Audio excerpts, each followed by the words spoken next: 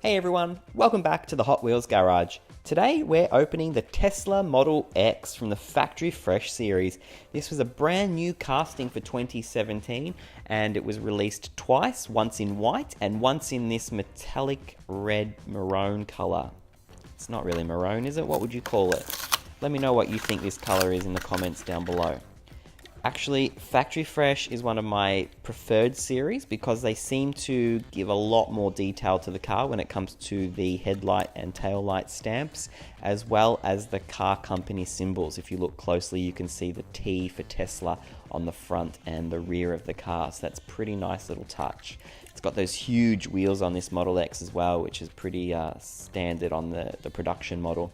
And you can see the sweeping large glass windscreen is a standard feature too. But those Falcon Wing doors don't have glass roofs. But anyway, it's still a pretty nice car with that big see-through roof.